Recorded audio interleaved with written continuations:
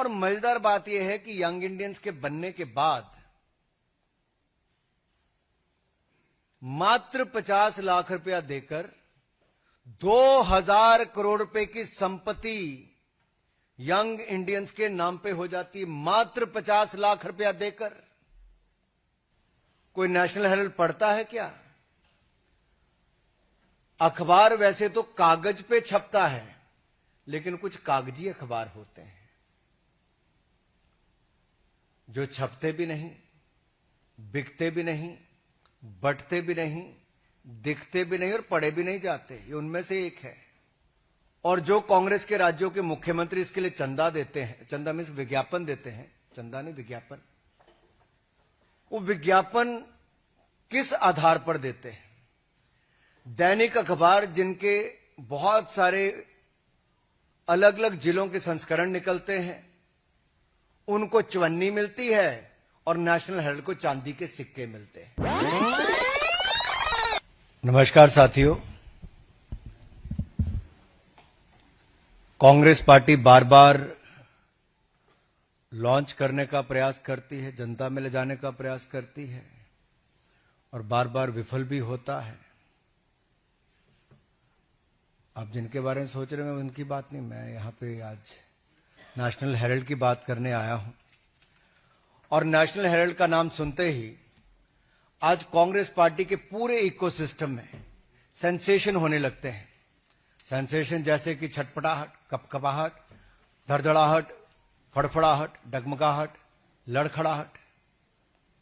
और ऐसे सेंसेशन होने लाजमी भी हैं, क्योंकि पकड़े जो गए हैं चोरी करते हुए फिर से। और आजादी के बाद आज तक अगर आप कांग्रेस का देखेंगे, एक नहीं अनेक घोटाले सामने आए, लेकिन ये अपने आप में एक ऐसा मॉडल है जो किसी के गले नहीं उतर रहा। आप मीडिया से बड़ी संख्या में आज सुबह सुबह यहां पर आए हैं। नेशनल हेराल्ड जो नेहरू जी ने 1938 में शुरू किया, वो चल नहीं पाया। ठीक है, बहुत सारे काम है जो नहीं चल पाते। 2008 में ऐसी परिस्थितियां हो गई कि नहीं चल पाया। ऐसी कौन सी मजबूरी हो गई एजेएल के लिए जो नेशनल हेराल्ड को छापते थे कि उसको बचाने के लिए एक नई कंपनी बनाई जाए यंग इंडियंस के नाम से, और उस यंग इंडियन में भी एक परिवार की 76% हिस्सेदारी दी जाए, और यंग इंडियंस बनाने के लिए भी 50 लाख का लोन ये भी कांग्रेस पार्टी ही दे। और ये लोन 50 लाख का क्यों दिया गया? एजेएल को खरीदने के लिए। यानी कि कांग्रेस पार्टी एक तरफ से 50 लाख का लोन देती यंग इंडियन को बनाने के लिए, दूसरी तरफ से एजेएल है जिसके ऊपर कर्जा है, और कर्जा भी कांग्रेस पार्टी का 90 करोड़ का है, लेकिन संपत्ति 2000 करोड़ की है। और मजेदार बात यह है कि यंग इंडियंस के बनने के बाद मात्र 50 लाख रुपया देकर 2000 करोड़ रुपए की संपत्ति यंग इंडियंस के नाम पे हो जाती है। मात्र 50 लाख रुपया देकर। और जो बकाया 89.50 करोड़, 99 करोड़ 50 लाख रुपया जो बाकी था, वो कांग्रेस पार्टी माफ कर देती है। अब सवाल खड़ा यह होता है, क्या कांग्रेस पार्टी लोन दे सकती है? क्या कोई पॉलिटिकल पार्टी लोन दे सकती है? सबसे पहला सवाल तो यही है। और लोन दिया तो क्या उस पर ब्याज भी लिया जाता था कि नहीं लिया जाता था? अब नेशनल हेराल्ड है क्या? It's not a daily newspaper, ये दैनिक अखबार नहीं है। It's a non regular paper. ऐसे एक तो वीकली पेपर है और वो भी छपता है। क्या छपता है? यहां पर इतने सारे पत्रकार, आप में से कोई नेशनल हेराल्ड से है क्या? कोई नेशनल हेराल्ड पढ़ता है क्या? अखबार वैसे तो कागज पे छपता है, लेकिन कुछ कागजी अखबार होते हैं जो छपते भी नहीं, बिकते भी नहीं, बंटते भी नहीं, दिखते भी नहीं और पढ़े भी नहीं जाते। ये उनमें से एक है।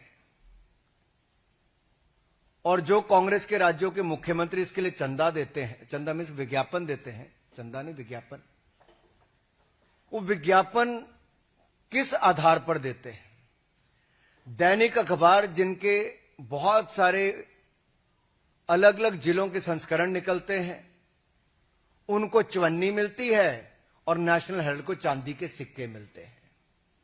और मेरे अपने राज्य हिमाचल प्रदेश में बड़े बड़े दैनिक समाचार पत्रों को जो नहीं मिलता, यानी कि उनको चवन्नी मिलती है और नेशनल हेराल्ड को चांदी के सिक्के मिलते हैं। और वहीं पर प्रदेश के मुख्यमंत्री जिन्होंने बड़े बड़े वायदे किए थे, या कांग्रेस पार्टी ने, वो 10 गारंटियां आज तक पूरी नहीं हुई।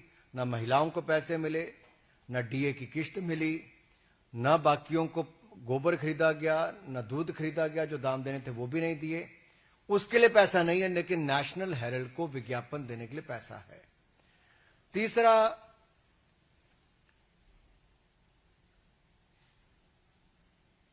ये जो आंकड़े सामने आए, इसके बाद कांग्रेस पार्टी ने कहा नहीं नहीं, कुछ तो खरीद फरोख्त हुई नहीं।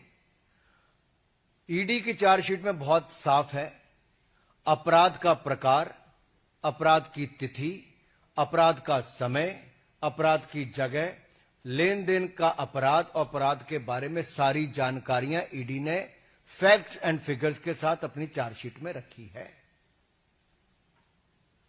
और ये कांग्रेस का क्राइम है। This is a Congress model of corruption, where a weekly newspaper is getting much more amount than the daily newspapers, and a paper which is not even published at times.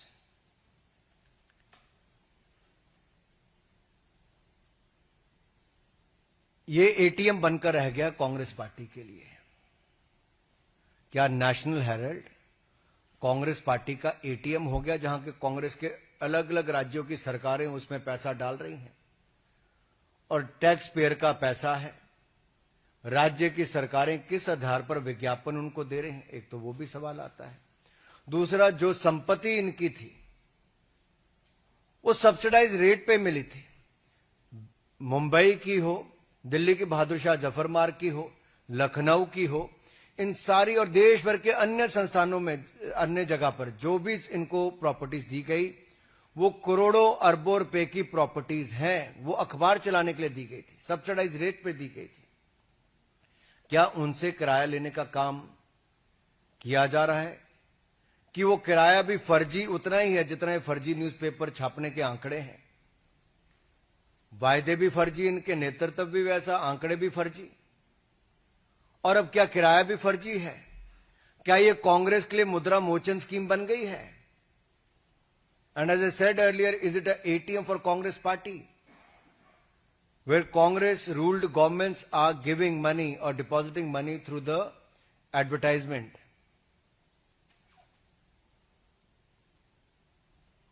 और जहां तक राहुल गांधी जी अपना खटाखट मॉडल की बात करते थे ना, अब ये कांग्रेस शासित राज्यों में खटारा, बीमार और लाचार मॉडल हो गया है। वहां वायदे तो पूरे नहीं किए जा रहे, लेकिन वो सरकारें नेशनल हेराल्ड को चलाने के लिए कैसे विज्ञापन दिया जाए, उनसे पैसे दे रही हैं। जनता के सामने फिगर्स आनी चाहिए, कौन कौन कांग्रेस शासित राज्यों से विज्ञापन इस अखबार के लिए दिया गया, कब कब दिया गया, कितना पैसा दिया गया। दूसरा, 50 लाख रुपए में 2000 करोड़ रुपए की संपत्ति का एक कांग्रेस मॉडल ऑफ करप्शन ये देश के सामने आया है। तीसरा, अगर ये अखबार छपता ही नहीं, दिखता नहीं, बिकता नहीं, तो इसके लिए इतना विज्ञापन क्यों दिया जाता है? और वीकली न्यूज़पेपर के लिए चांदी के सिक्के, और दैनिक न्यूज़पेपर जो इससे कई गुना ज्यादा बिकता है, दिखता है, उसको चवन्नी देने का काम क्यों किया जा रहा है? क्या कोई राजनीतिक दल ऐसे लोन दे सकता है, चाहे वो सेक्शन 8 कंपनी हो या सेक्शन 25 कंपनी हो? सवाल एक और इसके सामने खड़ा होता है। आजादी से पहले का न्यूज़पेपर है, 1000 से ज्यादा इसके शेयर धारक थे। अगर कांग्रेस पार्टी ने लोन ही माफ करना था तो एजीएल का क्यों नहीं माफ किया? यंग इंडियंस बनाकर एक परिवार की 76% हिस्सेदारी हो जाती है। कांग्रेस के 2 पूर्व राष्ट्रीय अध्यक्ष 38% इसके शेयर धारक बनते हैं। यानी कि यंग इंडियंस के टोटल कंट्रोल 76% हिस्सेदारी जब एक परिवार के पास 2 लोगों के पास आ जाती है तो कांग्रेस पार्टी इसका लोन माफ कर देती है। अगर ये 1000 लोगों के पास एजीएल रहती तो शायद उतने लोगों का ऋण माफ होता, लेकिन अब तो 2 ही लोग रह गए, जो बाकी 2 थे वो तो स्वर्गवास हो गया, जिनके पास 12% हिस्सेदारी थी। ऑस्कर फर्नांडीज जी और मोतीलाल वोरा जी आज हमारे बीच में नहीं है, लेकिन 12% उनकी हिस्सेदारी थी। तो कुल मिला के आपके सामने साफ है, 50 लाख रुपया वो भी जो कांग्रेस पार्टी ने दिया, लेकिन शेयर धारक बने कांग्रेस के 2 पूर्व राष्ट्रीय अध्यक्ष, और उन दोनों ने 1 रुपया लगाए बगैर 2000 करोड़ रुपए की संपत्ति उनके नाम पे हो गई। This is Congress model of corruption. और देश के सामने जो आज 4-5 सवाल हमने कांग्रेस पार्टी से पूछे और वो कई दिनों से उत्तर देके राजी नहीं, इसमें स्पष्ट होता है। बार बार ये लोग कहते हैं कि हमारे लिए कुछ नहीं करते, कुछ नहीं, लेकिन मैं आपके सामने 2014 में जब इनके खिलाफ ट्रायल कोर्ट ने समन किया, आप याद करिए 2014 ट्रायल कोर्ट ने समन किया, उसके बाद ये हाई कोर्ट गए, सुप्रीम कोर्ट गए, लेकिन हाई कोर्ट और सुप्रीम कोर्ट ने बिल्कुल सही बताया, यानी कि इनको समन उसके बाद हुए। आज भी कांग्रेस के दोनों बड़े नेता बेल पर हैं भ्रष्टाचार के मामले पे, और 2016, 2018, 2024 ये पूरे आप कोर्ट के अगर निर्णय उठाकर देखेंगे तो इनके खिलाफ ही है। ईडी की कार्रवाई अब तक बिल्कुल सही मानी गई है, और संपत्ति जो अटैच करने की बात आती है, जो घोटाला सामने आया, एक कांग्रेस का एक और मॉडल ऑफ करप्शन आज देश के सामने आया है।